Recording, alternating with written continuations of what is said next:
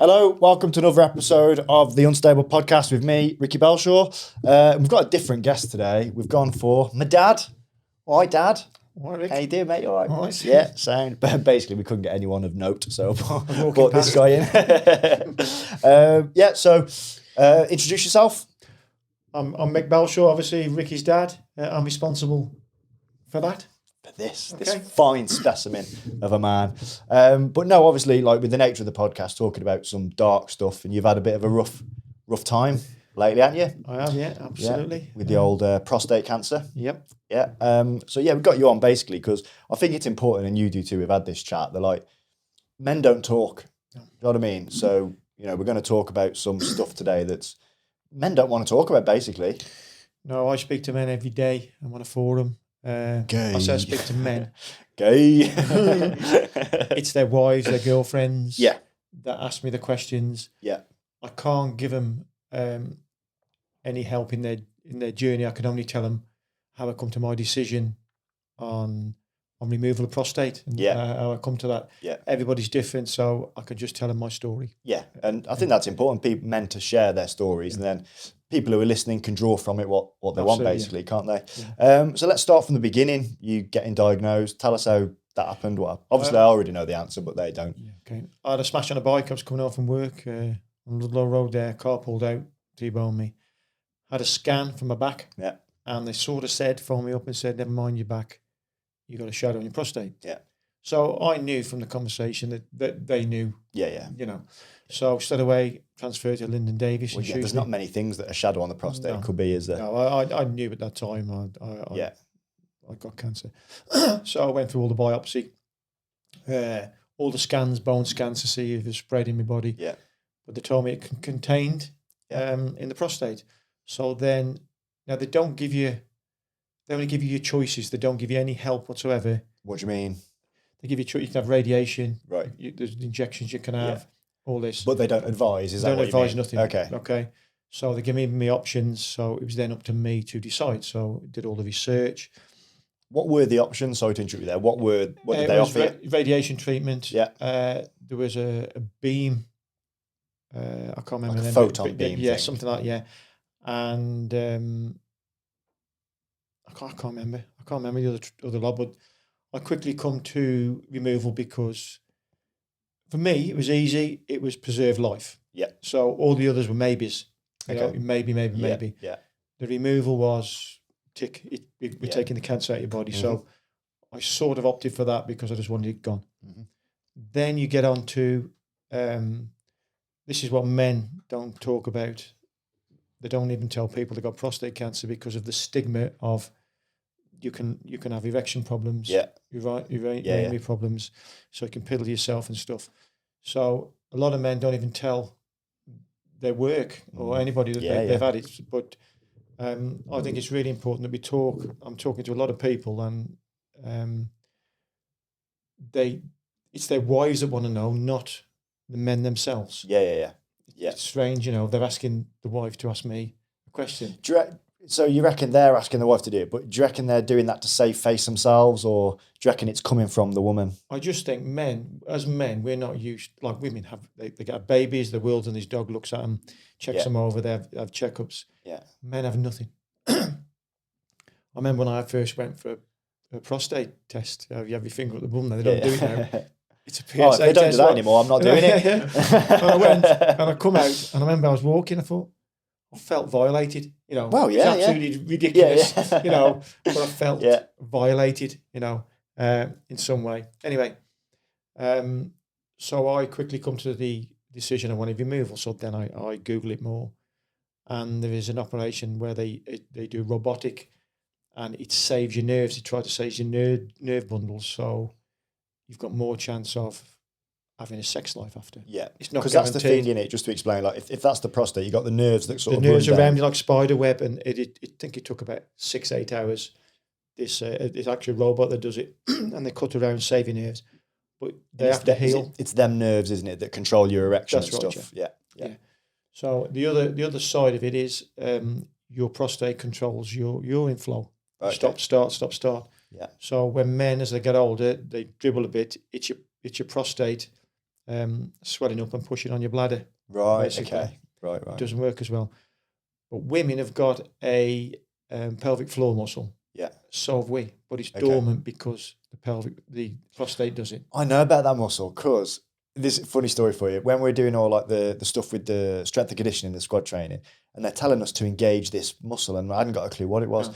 And they say the muscle that you have to try and engage, you know, when you've got a stiffy and you can make it like flip up a little bit, it's that muscle. I don't know that muscle. Yeah, try like you can move it up a little bit. That's what they tell us to do, yeah. The way I found it, you have a wee, stop in the middle. Okay, yeah. Start again. It's that muscle. Right. I don't recommend doing that all the time, but that gives you an idea of what muscle you have to train. Yeah. So there's an app. It's $2.99. Best $2.99 I ever spent in the world. Right. It's an NHS squeezy app for me. I didn't know about this. Yeah, I've still got it now, and I do it once, twice a week. Because I remember when I had my prostate out, then you have a catheter in for 2 weeks. Yeah. Because they cut your urine tube, sew it together, and the catheter's up there in case it swells up. So I had the catheter out, and when they took it out, I had absolutely no control. When I say control, I remember that. Yeah. Nothing. And the nurse said, "You look shocked." I went, "I've got no control." Yeah. He said, "You've got to drink water." And as I'm drinking, it's just coming out. Right. So I found out if I lied down, it didn't do it. As soon as I stood up, it's like opening a tap. Gravity, yeah.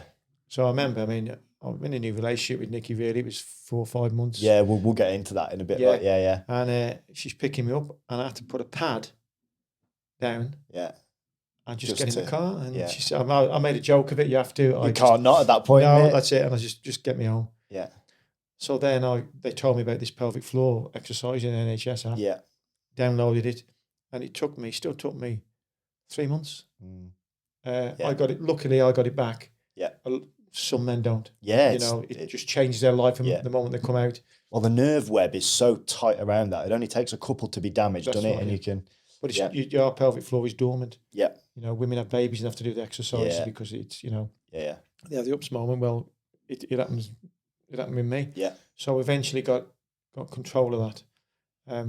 But prior to that, I'll go back to the start. Yeah. When I decided what I wanted, so I went for this. They organised it. I thought, you can think too far ahead. Mm-hmm. So my way of thinking is, I just think of the next step, and then I'll deal with the consequences going forward. So my first step is I'm having an operation. Mm-hmm. I'm going to go into this operation as fit and healthy as I can. Yeah. So I was running morning and night. Yeah. Well, you've seen me have so much surgery and stuff. So I knew that and you probably had a bit of an advantage over someone who hasn't got a disabled kid or something like you've seen it and you know that the fitter you can be, the better your recovery. So the lighter, I was 14 stone. I got down to 12 because it's less anaesthetic. It's just less everything. And that's what I did. And I got myself really fit, probably the fittest I've ever been. Then I think it was November, my operation, cancelled it. Yeah, I remember. Give me another one, cancelled it. I think the 4th time, it was booked in for the 16th of December 2020. Yeah. They phoned me up and said, "Sorry." I went, "I don't hear it." Nope. I'm rocking up for my operation. Yeah. I'm just. What were their reasonings each time? Like, it was in the COVID time, but I think they've run out of theatre time. They have to book it. I don't know. I didn't get to that. We had a bit of a ding dong with the receptionist. I did. But I wonder what operations they were deeming more important. Than cancer. This is the thing. So every week, every day, my cancer's growing. If it goes out of the prostate, then I'm in real trouble. You're fucked. Yeah. So I'm desperate here. So I had a bit of this ding dong. I went, "Get on the list and cancel somebody else who never cancelled." Yeah. And she said, "I can't." I went, "You're not listening." Blah, blah. So we had a good 10-minute spat. She went off the phone, come back and said, "Okay, I've done it." I went, "Don't phone me again. Don't hear from you." Yeah. I'm rocking up on the 16th with my bag. I'm there. And that's what happened. So prostate out. Then the journey begins, really. Well, I remember picking you up from that. Oh, from Stoke. Fucking hell. Yeah. So he hit every bump on the way home. I was like, in my head, I'm like, right, my dad's picked me up from loads of operations. He's been there in the hospital. This is my time to shine. I thought this is my time to try and do something good. Like, I need to be there for my dad. This is sound. And these 2 or 3 nurses walked into the car because it was COVID times, wasn't it? 5. Or was it 5? So we weren't allowed into they had to walk you out. And I could tell he was sore. I think, right, I'm going to try and dodge every pothole on the way home. So I'm swerving and stuff, and I was fucking hitting them all. I was trying to dodge them, but I was just hitting them all. The dunk drains. And the colour had just drained out of your face. Nicky was in the back, and I'll never forget, because I'm the same as you. Like if I'm in hurt or I'm sore or I'm not feeling very well, I'll just fucking hate the world. Do you know what I mean? And you just looked at me, you're dead. Like I can laugh now, but you just fucking get me home, Rick. I was like, okay, just fucking get me home. So I just caned it then. Yeah, I just like in bed. I'm just in my sick bed. You're like, I was just about to say you're like a bear with a sore ass, but you really fucking were. Yeah, I was, yeah. Sorry, I interrupted. Plus, I had a catheter in. It's just I've been there again. I've been there. It's horrible. Yeah. So I say it's horrible, but it's better than dying. 100%. Do you know what I mean? Yeah. Is it nice? No. The total focus for me was to preserve life. Yeah. So every decision I made was to preserve my life. Yep. You know, that was the best option for me. Yeah. So after removal, I think it took me 2 months. I was back at work, 2.5 months back at work. Yeah. But again, I was still piddling myself, really. They didn't know. You had to have them pads and stuff, I put a pad in, yeah. Yeah. But I really worked on this Squeezy app. So what does the app get you? What do you do? What does it do? You set it for your exercise. It's brilliant. Yeah. And it gives you reminders. And there's fast squeezes and slow squeezes. So what is the exercise? Just sit there and squeeze sit there and squeeze, yeah. Right. So I was doing it every opportunity I can. Yeah. And then I got dry, if you like. But then I went backwards. Yeah, What's going on here? Yeah. And I sat there thinking, I don't know what's going on here. But then, I don't know how I come to it. I thought perhaps if you weight train, you can do it too much. You have to have rest days. Yeah. It's a muscle. So I thought, I'm going to knock a program off. So if I was doing 4 a day, I'll do 3. Do 3, yeah. And I had Saturdays and Sundays off. Right. And I got it back straight away. Right, okay. So, and I've passed the information on, and so many men have gone, oh, thanks very much. Yeah. That's mad, isn't it? Yeah. Because I think men are like that. I know you are and I am. Do you think, right, I'm going to do this now. Bam, bam, bam, bam, bam. You just hammer it out. You don't rest. You don't do any of that stuff, do you? I was watching telly in bed doing it, you know. Yeah. It's quite interesting. I'm looking at the Squeezy app website now, and Ricky, as you can see, the sessions per day, so you can pick the amount of sessions. Right, okay. They're brilliant, repetition, squeeze time, relax time. But yeah, like you say, working a muscle, so you need to take a break. Yes, yeah. That's mad. Sorry, I should probably explain to the viewers, because that's the first time they've heard Gaz. Oh, God. Gaz is on board now. We've got an editor. We're going big balls here. I prefer producer. Producer. I beg your pardon. We've got a producer on. So occasionally you're going to hear a little voice from the other side of the room, but we don't let him go on the camera because he's racist. Sorry, carry on, mate. But it isn't just for prostate sufferers. I've spoke to men. I had a guy around my house and he kept going to the toilet. Yeah. I went, you've checked your prostate, mate? Yeah, I'm in the process of it. He says, but my flow, it's just, I have to keep going. Yeah. And I showed him the app. Yeah. And because he's a driver as well, you know, right. he has to watch what he drinks and stuff. Yeah. Well, you say he dropped like HGV or something? Yeah. Right, yeah. And a few weeks later, he rung me up and went, best thing that happened, mate. I've got control back. Got it back. Yeah. So it's not just for anybody who's had the operation. It's for anybody a certain age, really. Well, you know, that tends to go on people as they get older anyway, and so it's probably a good thing just to do. To do it anyway, you know, just to get it, women get do it stronger. Women have to do it. Yeah. But I'm fully okay. So going back to the nerve sparing, so as in erections, if you like, it's 2 years for the nerves to heal. So you won't get anything for 2 years anyway. Minimum. That surprises me that they even say 2 years, because for me, nerve damage is just done. I mean, I know you've got the stem cells and stuff like that, but if a nerve is cut, it's cut. So they do. Is that because there's like shock on the nerves and it takes them a while, or the nerves what? go into shock because the light burns, and so they're burned. Yeah. And they go into shock. So they take 2 years to heal. Mm-hmm. If they do at all, this isn't guaranteed. Yeah. This is 20%. You got 20% chance. Yeah. So to me, it was. But even worst case, then the option you either die or you live with the chance that you can't get an erection again. Yeah, that's right. Like for me, that's a no-brainer as well. Yeah.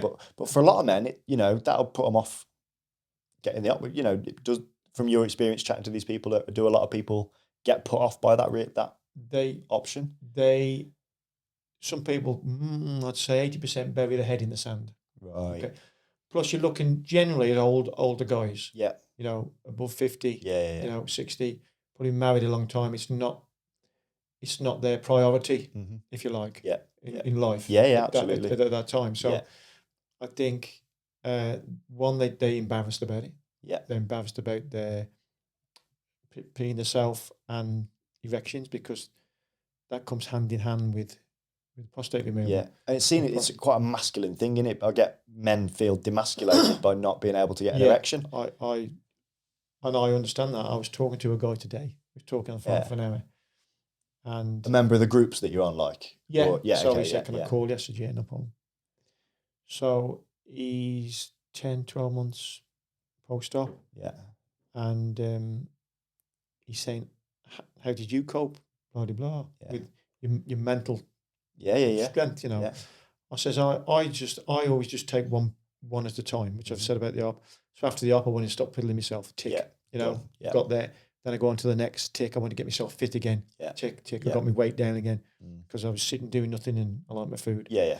Tick. So once that then it focuses on.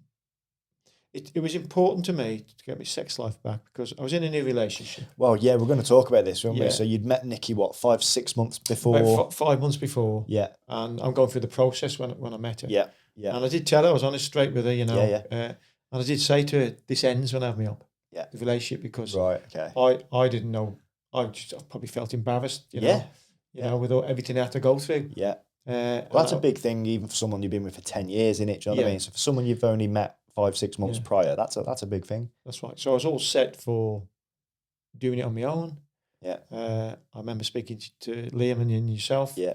Got my food off because COVID was around. Yeah, you know? COVID, wasn't it? Yeah. You know, I'm going to shut the door and heal. You know, get myself fit again. Mm-hmm. But Nikki come along, and if I'm honest, I couldn't have done it without her. From my point of view, looking in, she was the backbone there, mate. Just the great support, you know. I mean, she's stolen the house off me in the will, hasn't she? Now, but you know, apart from that, she's done a good job. Yeah. But just the organisation, and also I'm not the best patient. I wouldn't, you know, I am. No, you're not. You're shit, Dad. Now and again, you're a terrible patient. She knew when instinctively just to leave me alone. Yeah. Do you know what I mean? Just to leave me alone, and then knew when to crack a funny. Yeah. So it just worked. It just worked, and you know, changed my blankets every day, sheets every day, because infection is your next problem. Oh yeah, it's massive. So that's not to say just because you're clean you don't get it, but eliminates something, doesn't it? Yeah, absolutely. So there was that, or plus she was holding down a full-time job, you know. Yeah. Plastering. And then you had COVID on top of that, which is extra stress in the household, innit? Do you know what I mean? Yeah, of course it is, yeah. So I was just so glad she was on that journey with me, because I thought I would be, I would have to have coped, you know what I mean? But it made it so much easier. Yeah. Just to somebody to offload to. Yeah, absolutely, you know, and remind me to do this and take that. Because you'd have had me and Liam to unload to, but you probably wouldn't have. No. You wouldn't. You'd have just locked yourself in there and then remind you to do X, Y, and Z. We wouldn't. We're blokes. You know what I mean? We fucking forgot. I forgot your anniversary, didn't I? forgot this week. I turned up at his house with a bottle of Prosecco. It was a late birthday present for Nikki. And then it turns out it was their anniversary. But that's what I mean. Like we forget shit, so we wouldn't have reminded you. No. So it was a good job Nick was there. Yeah, all the way. So after removal, I'm having regular blood tests and check my PSA. After about 8 months, it started to rise. Yeah. So the next couple, they kept a close eye on me. A couple of months, rising. So people that don't know, the PSA is like a cancer marker, isn't it, in the blood? It's a prostate cancer marker. Yeah. So once it reached 2, then they have to do something. So I did say to him, it was 0.8, 0.1. It was 1.8, and I went, "Can we just do away with this? It's going up. It's rising. Can we just get on it?" Yeah. So by the time we organised it was 2 anyway. Yeah. So that's what we did. So the options were radiation, which again you can lose bladder control. Yeah. It's really aggressive. Your back passage. Yeah. Okay. So radiation gives you cancer. It just burns. Doesn't it? So So, but I've had in 4 years I've been with Nikki. I've had 6-7 operations for different sorts. Yeah.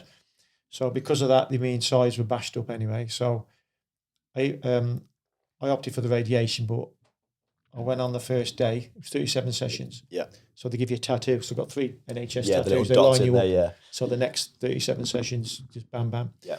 But then somebody noticed that I had all these ops and stuff, and it would just blow everything apart. Yeah. There's a lot of scar tissue in there around there, yeah. So the next option was hormone injections. They give you injections in the stomach every 3 months. So what do them hormones do? Right. Prostate cancer feeds on testosterone, male hormone. Okay. Yeah. That's his food. Yeah. They inject, the women are going to love this. They inject female hormones in my belly, in my stomach, every 3 months. That suppresses my male hormones. Yeah. So it actually starves the cancer. It doesn't die, but it just stops doesn't it grow. growing. It stays. Yeah. For so long. It can fail at any time, but touch wood. Yeah, and at the moment it's working. Yeah. Gaz, touch the table. Okay. Yeah. Sorry. Is there a sorry to interrupt? Is there a risk with being injected with? Because I'm guessing that's estrogen. The female hormones. Prostrap, it's called. I don't know. Okay. Was there a risk of? Because obviously growing boobs. Yeah, just say it as is, mate. Yeah. No, you're right. I'm going to tell you the side effects now. Well, sorry, what's it called? The stuff. Prostrap. Can you Google that? Prosrap. Prostrap.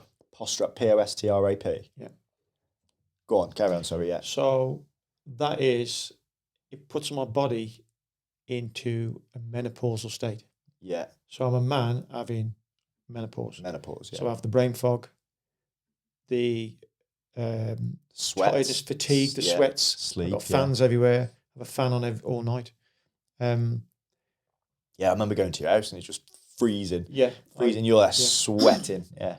So that's that. It's the I can't sleep, so I have about 2-3 hours. Well, I'm up to 3-4 now. Okay. Hours a night, but 3-4 hours. Sorry to interrupt. So you have 3-4 hours. Is that all you'll get, or will you wake up and then go back for another 2-3 hours? Yeah, or I wake up. I don't get it one hit. Yeah, so you have 2-3 hours. Yeah, I want to watch and it tells me. So you have an hour, then wake up, have another hour. Yeah. So you only get in a max 3 hours a night. Yeah. I didn't know 2 that. at one time. Yeah. Shit, I didn't know. I thought you were getting more than that. So then, I'm tired. I'm constantly tired, but again, I'm alive.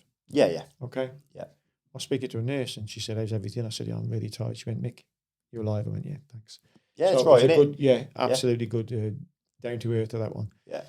So you can't get man boobs, but again, I'm watching what I eat. I keep fit. I go running. But it's the fatigue. And people say, just have a sleep. Nikki said to me, just have a sleep on a Saturday. I went, I might doze off, but it's fatigue. It's different to tiredness. Yeah. If your body's drained. I've got no testosterone. Yeah. My muscle mass went. I do a few dumbbells and stuff just to keep it going. So yeah, just to get a bit of flow. Yeah, it's just to get some energy to them, if you like. Mm-hmm. So there's all that going on.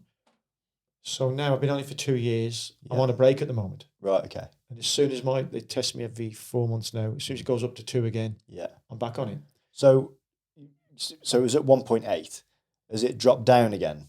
It went to 0. Oh, so basically, so the injections do make it drop then? Yeah, they starve the cancer. I misunderstood. The way you said it earlier is like that it would just stop it growing. I didn't realise that it could take it down as well. Yeah, it does. It starves it, so it shrinks it. Right, okay. It's all. I mean, men have this and they can do it 1 year, 5 years, 10 years, then it fails. Right. Some are on it for life. Yeah. You know, I hope I'm on it for life. Yeah. I hope I die with cancer, but not of it. Not of it. Yeah. Yeah. So I have it intermittently because I have to let my body recover. You know. So how long have you been off it now? Since January. And you're still not sleeping? It's still not out of my system. Jesus. I feel better. I feel better. I got slightly more energy. I've still got the brain fog. Yeah.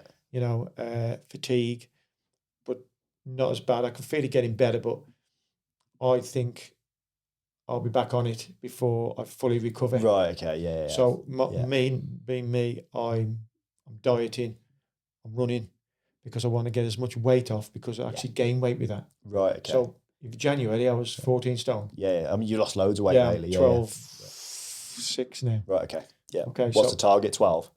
Anything between 12 and what I am now. So, but that will give me a bit of a cushion. You know. Yeah. Of course. Yeah. So it just blows you up. Yeah. So that's the treatment that's working for me at the moment. Did you Google it, Gaz? Yeah, I did. It's it's advertising it. You can buy it apparently. You can buy it, but it's coming up with a lot of things. Obviously, because it's female. It's female related usually, but it's coming up with symptoms of prostate injection. But yeah, you can buy it. Wow. Okay. Yeah. Great. Yeah. It's good. Okay. Cool. Yeah. Self medicating. Yeah. Yeah. Sorry. Carry on, mate. Yeah. Yeah. So that's where I am with my treatment. Right. Unless something comes along, I don't know. But the reason my PSA was going up, they think that when they took the prostate out, they dropped a droplet of cancer. Right. Some of that, but it definitely didn't break out of the prostate. But they must not have taken the last little bit out or something. It could have been as they were doing it, as they take it out, because you have 6 holes. Yeah. And they take it out, they cut you. Right. It comes out for your belly button. Yeah. So as a walnut, that's all Right, it okay. is. Yeah. But it controls so much for a man. Yeah, it's massive, isn't it? Really important. So, yeah, it's a fatigue, but I fully now, I understand the menopause. Right. We as men, we think we understand it, we think we're sympathetic. Yeah. And Nicky's going through the same, which she'll have a patch on. Yeah. Okay. I can't have that because it's undoing what it's supposed to do. I was just about to ask, like, can you have it HRT or something like that? The prostate is doing what it's supposed to do. So you don't have anything to counter that. And Of course. I know the side effects. It is. It is what it is. Yeah. So, Sorry to interrupt. This is why it came up as a lot of with a lot of women treatments, female treatments and stuff, because prostate injections temporarily stop the ovaries from producing estrogen and progesterone, which can help with symptoms like pelvic pain and fibroid size. Okay. So, it's generally used. So it is a hormone blocker. Yeah. Yeah. Wow. So menopausal symptoms like hot flushes and vaginal dryness and mood swings. How's your vaginal dryness, mate? It gives it to me. How's your? It gives it to me. I'll get onto that. Breast tenderness as well, apparently. It is. It does. Your nips been sore? Well, when I'd say. I just had a vision of you like seeing if you can get hard on looking in the mirror like, oh my. I knew, like, when I first had it, I think after the second lot, so probably 4 or 5 months into it. Yeah. Honest, my nips sore. Really, I couldn't touch them. I don't touch my nip now. It's like that. And I did have a bit of pain down here, and I thought, is it the cancer? Yeah. I really did think. You thought yeah. But eventually my body accepted it and right, okay. You know, but yeah. That's funny. It's not funny, it's serious. I've got to live like this. My nip, I don't like people touching my nips anyway. Like, it's not, I fucking hate it. Get off my nips, man. Ugh, no, so if they were more sensitive than this, mate, no. Yeah. Whoa. Fair play. Right, I think that's a good point to go to a quick break. Okay. So we'll have a quick break and then we'll come back in a minute and keep chatting shit. Thanks very much. See you in a bit. We're back, part 2. Thanks for sticking around if you have already. Thanks for sticking around, Michael. Right, let's talk about boners. I want to talk about my dad's erections. That's where this is going. Let's do this. Right, okay. Because let's be honest, like, although I'm taking a mick and saying it as I am now, like, this is a massive, like, this is what concern for people, isn't it? Do you know what I mean? A 100%. massive thing. So I'm just a bit worried. Gaz, this has been recorded on it all the way through. Yes, it has. Yeah. Oh, I panicked then. No. It's all right. You guys didn't see that, but Gaz got up dead slowly and looked round the back. I'm thinking, First day as a producer, I was thinking, I was like, shit, we haven't recorded it. We've got to start again.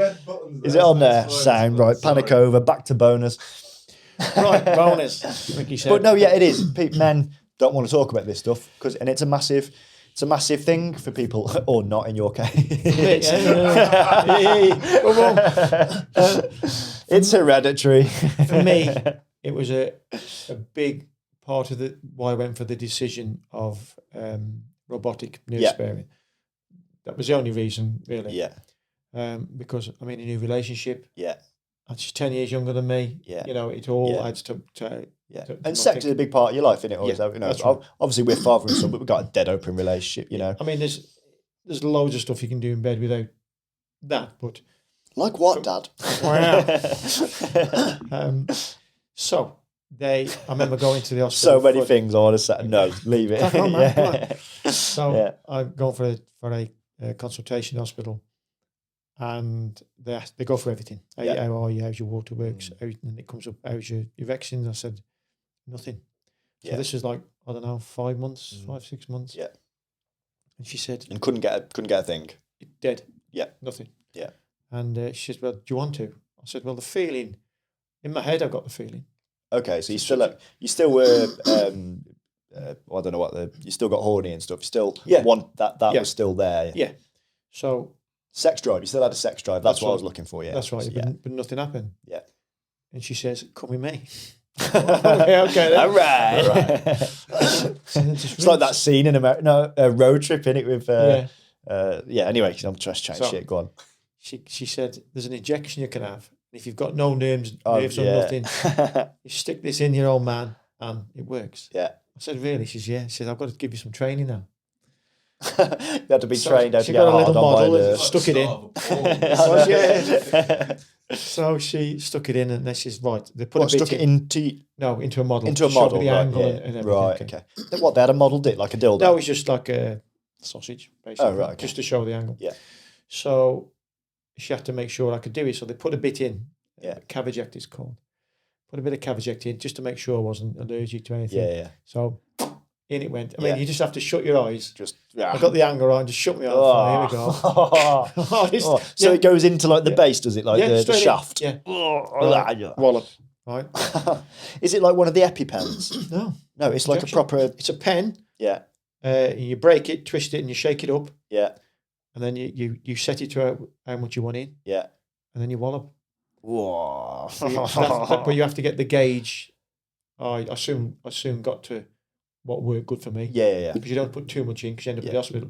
Any more than a 4-hour erection, you have to go and get it. Oh, imagine that. Imagine turning up at A&E. What's your problem, mate? I spoke to people. They have to go and get it, yeah. No way. Yeah. So I was very mindful of that, really. Not overdosing on it. So I was on that. And also, you have to take a quarter of Viagra every day. Right. I can't take the stuff, it gives me a headache. So I take a little bit. And that isn't for anything only, just for nerve, to get the blood flow into your nerves. So they use them in operations. You have an operation, they say take a Viagra. Yeah, because it was designed originally as a blood pressure medication. That's right, yeah. Did you know that? Yeah. So it's for that reason. You can get it in eye drops now. Make you look old. Yeah. The old ones are the best. Yeah. Cut that out. So I'm using that. I get a prescription. Yeah. Do you need it now? No, well, they said after 2 years it may come back, and it was sort of like I woke up one Sunday morning, and it was there. You literally had morning glory? Yeah. Right. And I went for a run. Nicky! I did. I woke Nicky up first. Right? Nicky, sit on it, quick! Then I went for a run. I remember ringing my mate Rob. I said, guess what happened, Rob? I said, right, so I'm out of jail. I'm okay. It got better and better. Yeah. So everything worked out for me.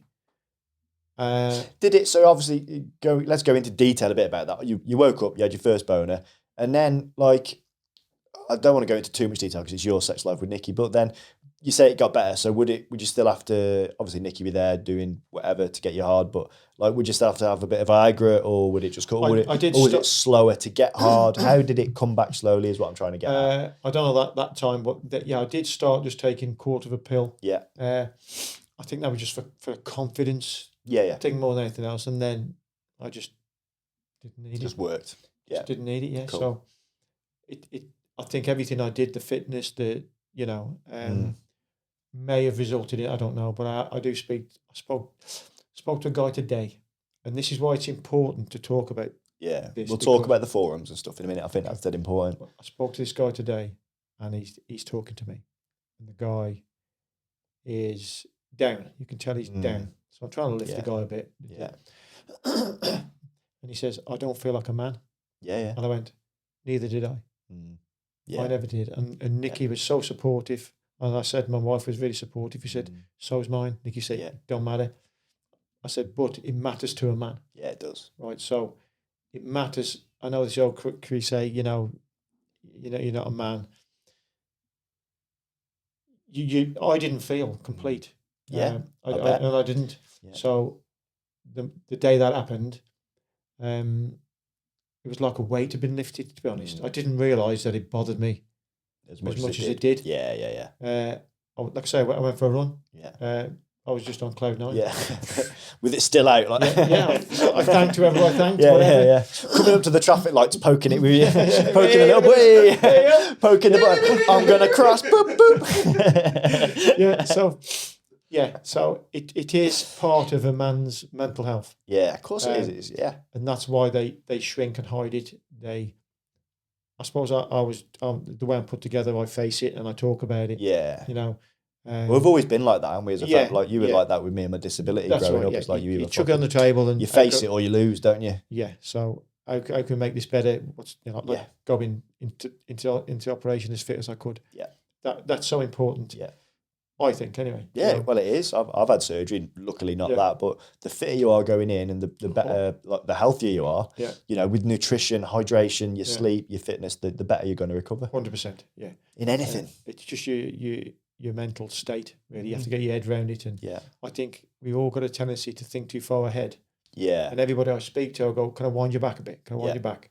Have the operation." Yeah. Right. Deal with the operation. What's best for you? Yeah. For this operation. Yeah. Speak to your specialist, Google the life out of it. Yeah. What's best for Dave? You know what I mean? And I think that one step at a time, sorry to interrupt, was dead important, because you have the operation. There are so many eventualities that could come off that. So many There's no point in planning what might not be. So do that, deal with what happens. Yeah. So I want to stop wetting myself. That's what I did. Yeah. You know, the sex side of it, bam. You know what I mean? Yeah.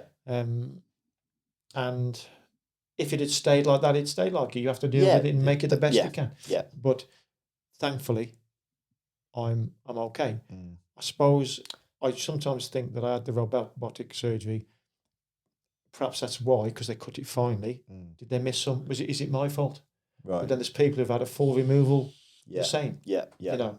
So and people I speak to, there's no common denominator. Yeah. It's just random. Yeah. What were you saying about that bloke you spoke to today? You started telling a story. Yeah, that he was really, down in the dumps. Really down in the dumps, and his wife was speaking to him as well, and she said, "I've told him." I said, "I know you've told him. Yeah. But can you just understand from what he's telling you is what he's telling you? Yeah. It's no good dismissing it. Yeah. If he's telling you he doesn't feel like a man, then he doesn't feel like a man. Yeah. So, and there's nothing she can say that's going to change that. No, that's right. But she can be as reassuring as she wants, but it's in him. She's got, it doesn't matter. And I get that. She's supporting him. And it didn't matter. You could tell she's. You know, she loved the guy. End of story. And she said the sex side of it is a small part of a relationship. Yeah, of course it is. And from my point of view, I never thought of it like that until I couldn't. And it is. So if you think of your sex life out of 100, it's 10%. Yeah. Do you know what I mean? It's the relationship. Yeah. And I got married. I really got to know Nikki. We got to know each other because that was out the way, and that's all we could do. Chatted from about all and everything, you know. So I really do think. I mean, also because I'm on hormones, it has softened me. Yeah, I wouldn't have talked like this. I think I think the whole process has softened you, not just the hormones. 100%. The last sort of 5-6 years, you've changed massively. Yeah, I've had a hell of a lot of operations. I don't know. Because you would never have spoken this openly 6-7 years ago. No, I'm all for men's health now, and not just physical but mental. Yeah. I think your prostate is more of a mental thing. I can say if you were single, how do you deal with that? You know, you've got to find somebody. Yeah, but that's dormant. You know, I don't know. Yeah, no, I get you. You might be piddling yourself. It's one of them. It's a confidence thing, isn't it? You know what I mean? Yeah. So I understand guys just shriveling up and going, sod it. But it isn't the answer. Yeah. Especially now with social media, I'm on groups. Yeah, let's talk about them groups. Yeah, because you're in like all these groups. How did you use them prior and how are you using them now? Like, how's your role changed within them? And tell the viewers like what they are and stuff like that. Okay, so it's hard to get. You get black or white information off the internet. I wanted some people's journeys, how they come to that decision. Yeah, blah blah blah blah. You want to do it more personal. Yeah, you know. So I looked for groups, found one, joined it. It's just on Facebook. Yeah. Join this group. It's a closed group sort of thing because there's some personal stuff on there. Yeah. So I got to know people in America, Australia. You know, chatting to them. And we've got a really good, I'll say this about the NHS. Once they diagnosed you with cancer, you couldn't buy better treatment. It was second to none the way they treated you say that, but the operation was delayed how many times? Oh yeah, it was delayed, but apart from that might have been out of their control. I don't know. Okay. Because I'm not splitting hairs, just trying to get a theatre real time. So if you have a car crash, somebody comes in injured, that theatre time goes. So then it puts it back. I've had it happen a couple of times. So they wouldn't just do it for no reason at all. There must be a genuine. What was I saying? The Facebook groups. Yeah. Brain fog, see, it's real. See what I mean? See, brain fog is real. All the way, sisters. But I've had loads of conversations. I go about menopause with people I know, and they go, "What do you know about it?" Yeah. Oh, Well, actually, that's right, yeah. But I understand it. Have to join some menopause groups, mate. Help them out. I fully understand the menopause more than some women. Yeah, never had it. Yeah, 100%. So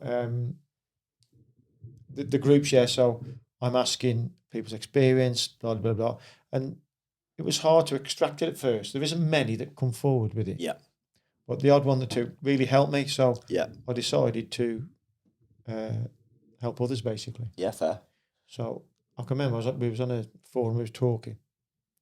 And obviously sex comes up, doesn't it? Yeah. And that's 10 people on there, 10 teams. Yeah. And the one guy says, I've had an implant. In America it was. And I'm talking about it. And then I went back, what's an implant? They do a penile implant now. They do it on the NHS. Right. Google penile implants, right? These things go inside Gaz, you, we're going to destroy your computer. I know. From a man's penile implant. Yeah. So there's absolutely no reason for men not to get back for where they were. Yeah. Oh, I see. So what is it like? How does it work? Is it like on a pump? Like pump something. I think it's in your scrotum. Put the pump under your armpit and just chicken it. In your scrotum and you pump it up. Oh, it's in your butt. And the guy was talking to me. I said, how long have you had that?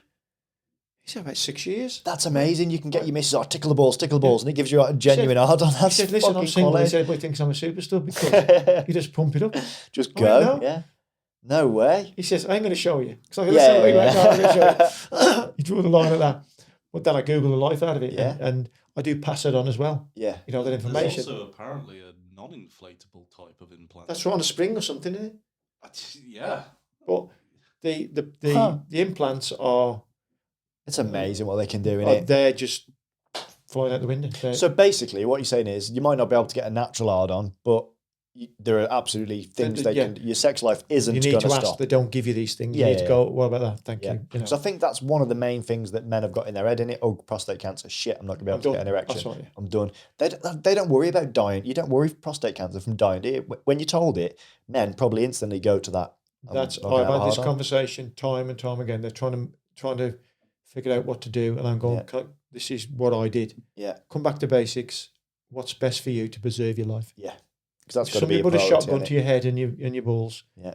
I'm going to let one of these off. Which one do you want? You go, shoot me balls, mate. Yeah. Do you know what I mean? Yeah. So it's a no-brainer for me. I don't understand the crossroads thinking, risking. You go for the best chance. Yeah. Yeah. The best option. Yeah. The best percentage. Yeah. Success. Yeah. Absolutely. That's how I think. Put the odds in your favour, don't you? Yeah, or as pick much the as you can. Better odds, yeah. I mean, the op's the op. You can die at the operation table. You could, blah, blah, blah. You can have all these things going on, but get that cancer out of your body, mate. Yeah, that was 100%. That's how I thought. Yeah, I just hate the thought of it being in there. Yeah, yeah. How did you? So obviously we spoke about sort of the generalizations and stuff, but how did you feel when you got diagnosed? Like, what was what was that like? I got a phone call. So done all my biopsy today. Yeah. When I was working in Ludlow, we were renovating. I was with a friend called Chris and Mick, all working together. Yeah, I know them. And we're sitting there eating our lunch. Yeah. Lovely day. Chris at... That's it, yeah. Yeah. And I got a phone call. I went, with Eldon, it's always the hospital. Yeah. So, Lyndon Davis, hi Mick, yeah. Right. It is prostate cancer. They just told you over the phone? Told me over the phone then. They tell you over the phone? They did then. Wow. It was COVID time. Oh, right. Wow. Yeah, so I'm eating my sandwich. And then again, I suppose if they go, can you come in? You know that's right. It's going to be bad news. Yeah. To me, it doesn't matter how they tell me. Yeah. But I went, so what cancer? She says, yes, prostate cancer. And then I went, have I got cancer then? I couldn't. Just didn't. Didn't click. Yeah. And I remember the two mates just went, I go, fuck. Fuck it out. Yeah. Fuck it. Well, what do you say in that situation? That's right, yeah. So, Yeah. and I just say, okay, prostate cancer, lads. Do you know what I mean? Yeah. But it never, I thought, there'll be a pill, there'll be something. Yeah. It never think that it'll never happen to you. And when I say that, I don't just mean negative stuff. Winning the lottery, great job. Never think it won't happen, because I went through life, nothing happened. Yeah. You know, again, like I say, it can happen the other way, the good fortune as well as bad fortune. Yeah. And I don't know what it is, a lot of prostate cancer around, more than ever, whether it's diet, mobile phones in your pocket, I don't know. Who knows? It'll come out. I think a lot of it's getting, there's more awareness on it. People are being encouraged to get checked earlier and stuff. Died of bone cancer, Yeah. but it starts off as prostate cancer and goes in your bones. So that's why I had the bone scan. They want to know, once it's in your bones, mate, it's your time, you know. Yeah. How long you got. All the lymph nodes in it, bone lymph nodes, you've had it. Well, they took my lymph nodes out as well, like hands out. But I know a guy who refused to, I know two actually, but the one's still alive. He refused any treatment because of the erection problems. Wow. And he died. That's mad. Yeah. And the other one. How long did he live from diagnosis to death? I think about 2 years, something like that. Still be alive now. Mad, isn't it? And then the other guy, he's been paid out insurance because it's terminal. Yeah. And he could have sorted it with a operation, got kids and stuff, but it's selfish. I think that is selfish to your family, because I'll go on to that now. It isn't just your journey. It isn't just my journey. Yeah. Right? It's your kids, your wife, and the people around you that care. It's their journey. It'd be hard for me to watch you go through what I've gone through. It'd be harder than having it myself. Yeah. Oh, I've got the same fear. If I had a kid, my biggest, I don't know if you know this, my biggest fear is having a disabled kid. Just because I wouldn't want to watch it go through what yours I did. Is purely bad luck. It was just, No, I know that. It's not hereditary for that, but that is one of my biggest fears. I get it, yeah. Because because I was all right, you know, but it fucking hurt at times and I wouldn't want to watch that. So I completely understand what you're saying there. It's the journey. Everybody's on the journey. I know people come and go, how's things, you know. You can only say that so many times. Yeah. Because there's nothing to report. Yeah. Every day, how are you doing, Dad? Yeah, yes, great. Yeah. But every day, I think after an operation, it gets a little bit better. A little bit better. Of course it does, yeah. So, you know, next thing you're getting up and put your socks on yourself and blah, blah, blah. But yeah, it's everybody's journey, especially Nikki. She lived it with me. Oh, yeah. She was great. And it took its toll on her, I could tell. You know, the strain on her face. Yeah. Just the worry. She didn't have to do it. She'd only been with you a few months at that point. Do you know what I mean? She didn't have to do that. Yeah. She stepped up massively there. Absolutely, she did, yeah. I mean, the day I had the op, she moved in. Give her house up to look after me. Yeah. So a big gamble for her. She gave up a lot for me. Yeah. But yeah, without her, you just made that journey half it really. Yeah, manageable. You know? But like I say, I've had, since I've been with Nikki, I don't know, 7 ups. You know, each time she's took me, picked me up. Yeah. You know. Yeah. Nursed me back. You know. Yeah. Everything done. Not to worry about nothing at home. Yeah. You know. Oh yeah, she's great. So I mean, I speak to a guy. He's on his own. The guy is, and he's going in for it. He says, "Can you give me any advice?" I went, "I've never been through on my own, so I don't know." Yeah. You know, I could. I know what I've got to do. You know, I said I didn't want people around because of COVID. I didn't want infection. I'm just locking the door, mate, and I'm just put my feet through a letterbox. Thanks very much. Yeah. And I'll watch Emmerdale. That was the plan, wasn't it? Whatever. Yeah. So I couldn't even give you my story. I can't advise anybody, but I couldn't even give you my story. Yeah. You know. Yeah. Of course. So you need to speak to somebody who has been down that road. Yeah. I haven't had a supportive wife. Or girlfriend at the time. Yeah. And my lads, you and Ricky, like, you know. Well, we did what we could. I am Ricky. Yes, right. Yeah, you and Leo, you've had. Yeah. Brain fog. It's menopause. With your sisters. Yeah. But yeah, going back to that. So tell us about how you felt during all that. Like, with fear, was it? How did you feel? Because you were on the surface of it, from the outside looking in, it was like, oh yeah, I'll be all right. No, but, I am like that. Yeah. I am. I'm going. I give myself the best chance. Like I say, got fit, running. Yeah. Come on then. I couldn't wait for the operation. I was just chomping at the bit. Yeah. Get it done, get it out, and let's get back to the next problem. Yeah. You know, and I'll deal with that as it comes. So I was, the time it hit me was when he dropped me off. It was absolutely pissing down the rain. It was awful, wasn't it? Yeah, I remember. I even went into the wrong bit and they went, it's over there, you dick. Yeah. So, and I went, stop. There's a woman in all the gown. I couldn't even go. I went, I've got to come in.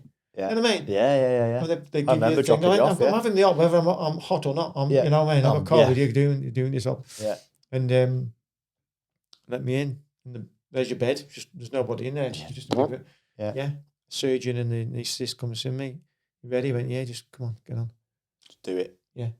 There's a weird thing here that says cancer operation waiting times in the UK are governed by targets that aim to ensure treatment happens as soon as possible.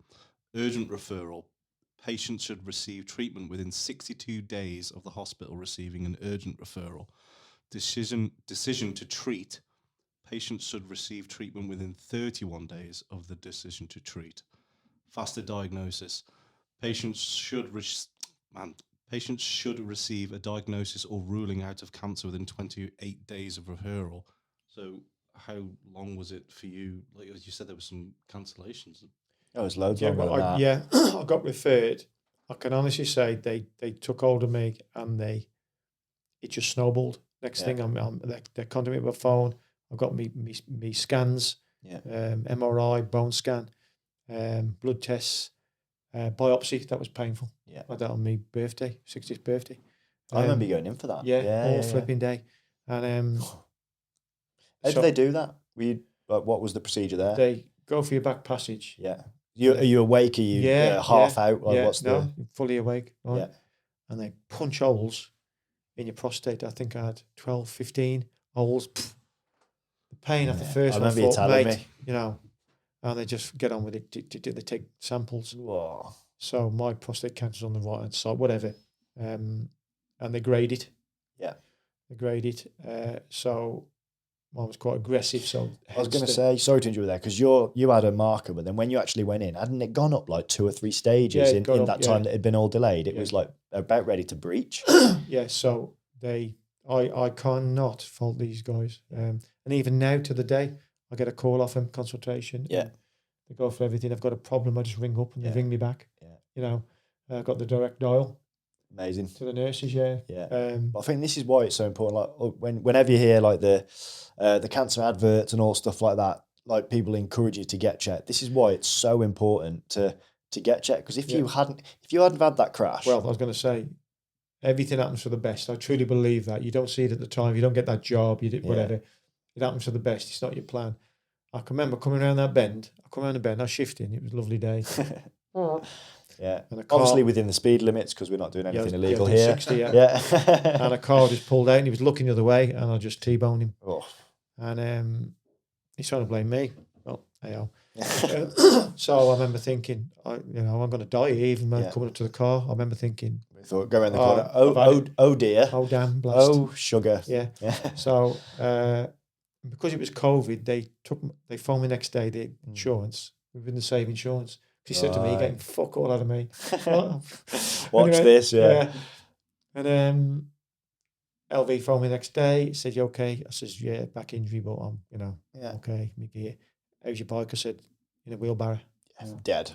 Yeah. She said, "What bike would you like?" I went, "I'll have a CB1000, please." Brand new CB1000. They dropped off the next day. Did they? Yeah. That's sad. Took mine away, and then the insurance claims people called me and said, "We've got nothing to do because of COVID. Nobody's crashing.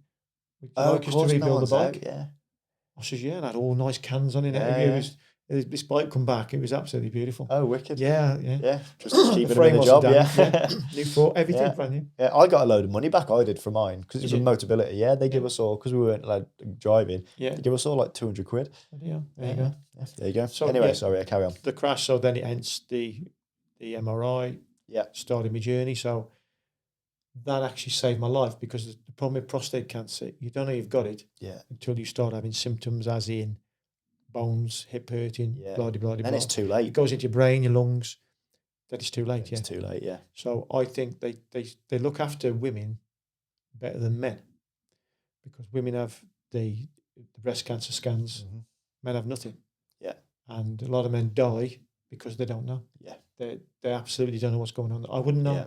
I'd probably be dead now if I had that crash. Do you think, in the same way that like the women have the breast scans and stuff, do you think there should be a mandatory 100%. or an advice, or they have test, the smear tests as well, don't they? PSA test, simple test. Just a blood test every however many years, or every year, I don't know. After certain what age. the thing is. Said that, I was talking to a guy, well, his mother, he was 25, terminal prostate cancer. So it's no rare age, that is it? No. No He died age. now, he's dead now. But how do you get your head around that, losing a child? It's mad, isn't it? Yeah. It's crazy. It's a hidden killer, really. And I feel blessed that I had that smash. Yeah. I felt that I'm being guided, you know. And I'm not a spiritual person. I was just about to say, you've softened, mad, because you'd never chat like this. Yeah. 5 years ago. Yeah. But even the crash itself. Yeah. A lot of people have died. Yeah. For less smashes than that. Oh, yeah, and you just... You hit a car 60 mile an hour. It's going to sting. Yeah. Yeah. Wallop down the road, you know. Bang on 60 mile an hour. Yeah. 59. But yeah. T-boned. There's a lot. Yeah. Mad. Yeah, he did get lucky, really, in the crash. And then to discover this. He didn't have a limp. Oh, I did. My left foot. All right, mate. There's no need to talk about limps. Okay. Yeah. Talking to the wrong person here, mate. You want to ride this train? Yeah, so that was the start of my journey. Yeah. And again, the surgeon, I think it had gone to one surgeon, and they'd missed it. And she was only a young surgeon. She actually phoned me. Right. So she looked at it again. Yeah. And gone, here we go. Yeah. So again, right person. Yeah. Right. Well, it's easy to miss stuff on them scans. Do you remember when I broke my back? Yeah. Yeah. So I don't know if you know this. I fell off a horse, broke my back, and he came after a couple of days. The doctor did. You were there, weren't you? Yeah. Come in. And they got the X-rays up, and he says, "Right, you've got 1 compression fracture and 3 cracks, something like that." And then you went, what about that? What's that one there, mate? And he went, "Oh yeah, there's 2 compression fractures." And I went, "Oh, what about that one?" He was like, "Oh yeah, 3." Anyway, there was about 17 cracks in it, but that's what I mean. I suppose after 2 or 3, don't matter. Yeah, don't matter, does it? Yeah, but that's what I'm getting at. Is it's so easy to miss these little shadows and stuff on a scan. Well, they wouldn't be looking for it, would they? Exactly. Looking at my back. back. They're looking at other stuff. So just dead lucky that someone did see the shadow. Definitely. Yeah. That's mad. Craziness, isn't it? Yeah, nuts. That was the start of my journey. If that hadn't have happened, we might not be sat here today. 100%. Do you know what I mean? You could be dead and buried by now. I would have been, yeah. Yeah. It would have spread. Mad. Either that or... And I'd have that house. Yeah. I'd have had that house, Nicky. Yeah. Fuck. Bitch. Yeah, it is what it is, and I'm just thankful for what... I don't know who I'll thank, but I do believe sometimes you're looked after. Yeah. To a point. Fair play. Well, you know what? I think that's a nice place to end a public episode. Are you happy to stick around and do a little bit more for the old Patreon? You don't know what that is, do you? Patreon. No. They basically, if they've enjoyed it, they can pay, and then they can have longer with us. There you go. Yeah.